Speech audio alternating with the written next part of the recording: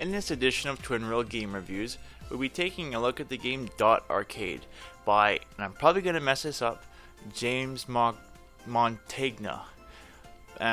So this game basically is a take on, I'm assuming, 3 really old arcade games from back in the day.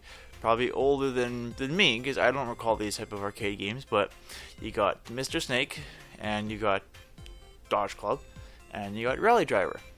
And the cool thing as well with these games is if you want, there's actually, if you hold down like the L or R or ZL or ZR, you get, I guess, the original graphics for the original Dot Arcades. And as you probably heard there, the music changed, so you got different music. We're going to go ahead and pick the first one here, the Mr. Snake. In this one, you are a snake, basically, a galactic snake, and you are trying to eat all the gems up. So basically, it's something like Nibbles for Q Basic, if you remember playing that back in the day, or other similar games where you got to keep grabbing the gem or the item, and well, you don't want to crash into anything, which is easy to do from time to time. But yeah, so we'll do this again, because these games, although very simple looking, and I do love the graphics on the side, being a simple game, I found myself coming back to this over and over again.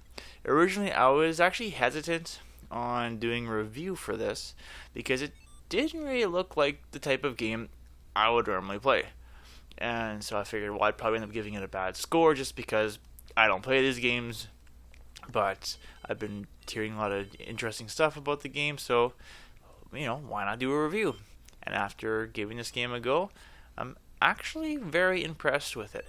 I like the sound effects. I like, the background art. Even though this is quite simple with dots, it kept me intrigued. I kept wanting to play this over and over again to try to beat my high score. And so as you can see there, as you're trying to get your pieces, you have the walls or whatever it is. Could be plants. You got to use your imagination, and they just keep moving and moving. So you want to make sure you're using all the parts of the screen. As you can see, from top to bottom, side to side, you have to think. If you don't think of what you want to do, you are going to get in trouble. As you can see, my guy is getting bigger and bigger and bigger, and I'm gonna crash, because you have to be very careful, and you can't just quickly tap your buttons, up, down, left, and right, because the game seems to need a moment before it'll register the next press, which I guess for me would be one of the downsides for this particular game, but that probably is just how it was programmed in. I'm not sure. So let's go ahead and jump to the next game. You actually have to hold down your plus or minus to go back to the main screen. And so I'm actually going to quickly just show you, if we went back into this classic mode, if we go into it, it's still the same game, but you get different art on the sides. So basically you got 3 games that, turns into 6 games, sort of like a variation of the game. So it's kind of cool that if you get tired of one graphic, you can pick another graphic. So let's go ahead and jump out of here. Gonna go in here and jump into this one. This game, basically, you are a dancer, right? From what I understand it in the manual, and the manual is pretty cool too. They did a nice job putting the manual together and kind of fine tuning it for the game itself, putting in their own little humor into it. And so yeah, this one you are a dancer trying to dance around the room while avoiding the fireball that's bouncing around.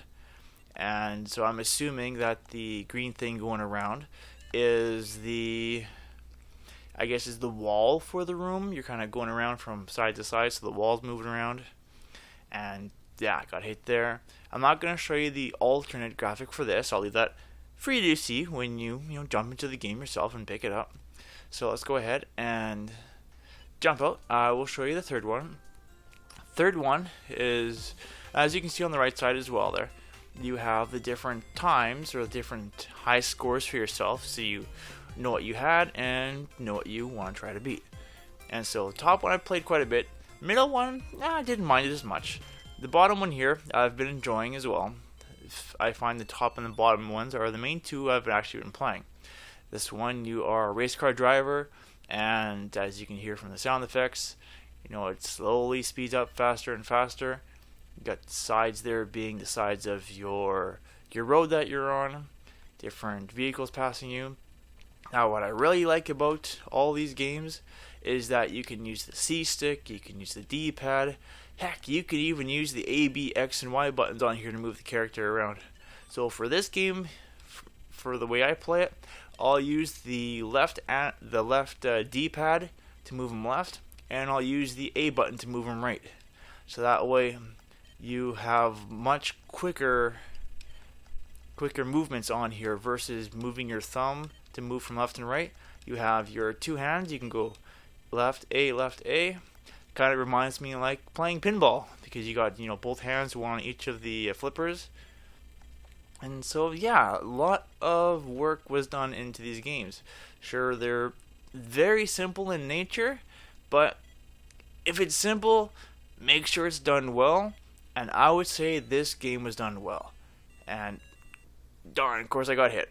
But all in all, like I said, simple, something for the casual gamer to jump in, give a good 20-minute run, half an hour run here and there, try to beat your scores. I would give this a 7.5 out of 10. And that's it for this review.